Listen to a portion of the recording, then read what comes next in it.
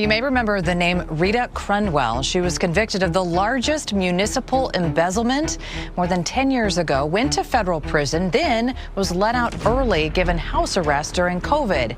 Now she is free. She's the former Dixon comptroller who pled guilty to embezzling more than $50 million from Dixon. I was shocked. Of course, I was disappointed because those things happen in Chicago, not in Dixon. Imagine this.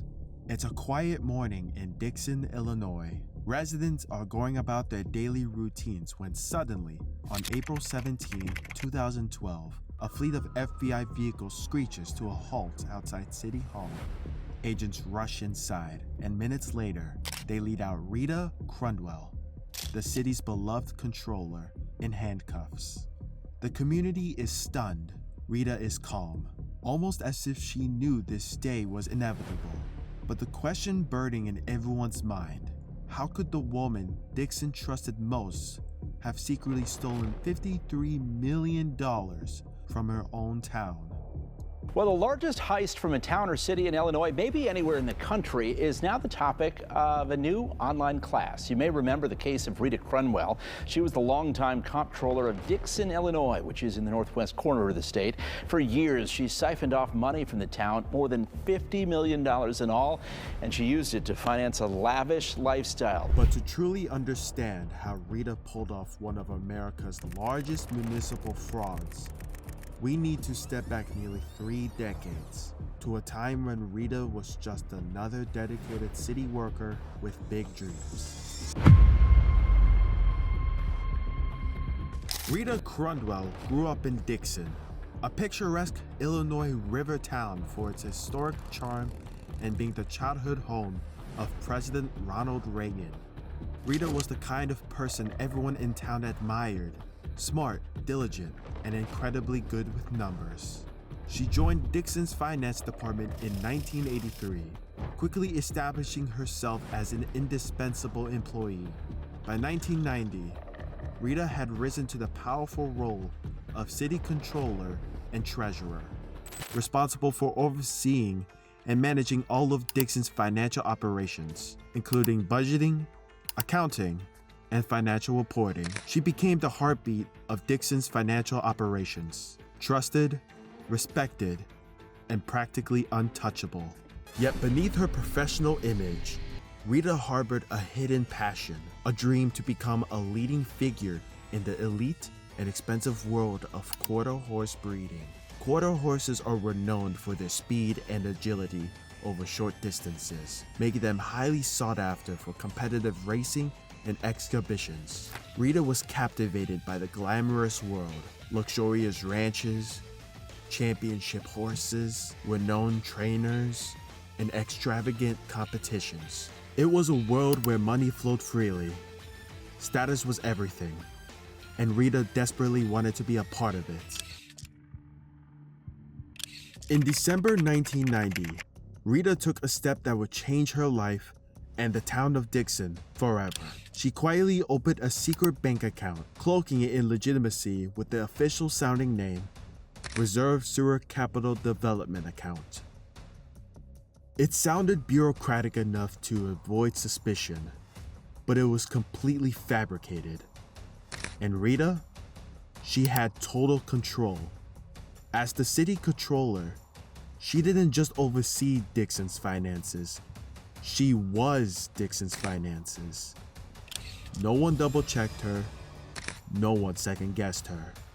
She began transferring funds, tiny amounts at first, like a pickpocket testing the weight of your wallet. But over time, she got bolder. Tens of thousands turned into hundreds of thousands. And soon, Rita wasn't just embezzling, she was orchestrating the biggest municipal fraud in American history, one check at a time.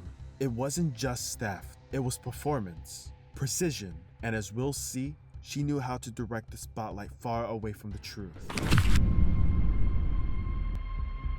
For the years, Rita's secret empire flourished. By the early 2000s, she had built Mary J. Ranch into one of America's premier quarter horse operations, owning hundreds of championship horses and winning prestigious national competitions. Rita spared no expense. Luxurious horse trailers, multi-million-dollar motorhomes, extravagant jewelry, and lavish vacations. Meanwhile, Dixon was crumbling.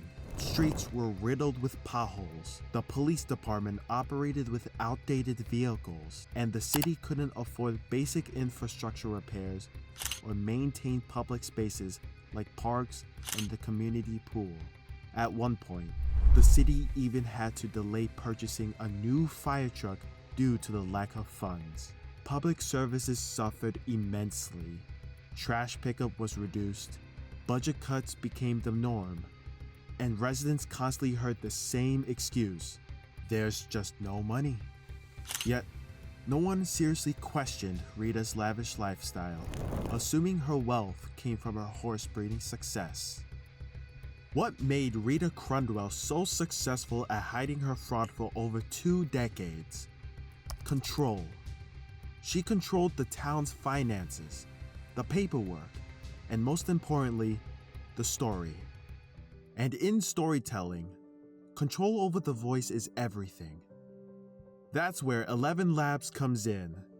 If you're a filmmaker, content creator, or podcaster trying to bring your story to life, 11 Labs is the most advanced AI voice generator available today. It doesn't just read your script. It delivers it with human-like emotion, pacing, and nuance. With 11 Labs, you get studio-quality voiceover in minutes, multilingual voice support, dozens of customizable realistic voices, and the ability to clone or create unique characters. So whether you're crafting true crime like this, narrating a documentary, or producing compelling YouTube content, 11 Labs helps your story hit harder. Don't settle for robotic text-to-speech. Use 11 Labs to bring your script to life like never before. Ready to try it? Click the link in the description or go to 11labs.io/uncoveredfiles and experience the voice of your story. At her peak, Rita was living a life most could only dream of. In 2008 alone, she stole nearly $6 million, more than half of Dixon's entire annual budget. She was unstoppable. The quarter horse community adored her, assuming her wealth was the reward for smart business decisions. But underneath this glamorous exterior was a town secretly suffering because of one person's greed. Everything began to unravel in late 2011. Rita took an extended leave to attend horse shows, leaving city clerk Kath Swanson temporarily in charge. It was during this time that Kath stumbled upon a strange bank statement, an account she'd never heard of. Concerned, she discreetly informed Mayor James Burke, and together they secretly involved the FBI. Months of meticulous investigation followed, slowly exposing Rita's elaborate deception. You would think that amount of money would raise red flags sooner rather than later, and right now we're at later. The allegations have rocked the northern Illinois town where Ronald Reagan grew up. Shock, absolute shock, and I didn't realize that Dixon had $30 million anywhere. Then came the fateful day, on April 17, 2012, when FBI agents finally made their move. Rita's decades-long secret was revealed to everyone. Facing overwhelming evidence, Rita pled guilty to wire fraud in November 2012. The following February, she received nearly 20 years in prison and was ordered to repay all $53.7 million she had stolen. Her assets, including the beloved horses and luxurious ranch, were auctioned off. There's a big White House announcement today. President Biden has decided to commute the sentences of almost 1,500 offenders and pardon 39 others. It is the largest single-day clemency action ever. One of those impacted is Rita Crundwell. You'll remember this story. She's the former Dixon comptroller who pled guilty to embezzling more than $50 million from Dixon. Dixon recovered only a small fraction of what they had lost. Shockingly, after serving just over half her sentence, Rita was granted clemency by President Joe Biden in December 2024 due to her age and health, reopening wounds the town had worked hard to heal.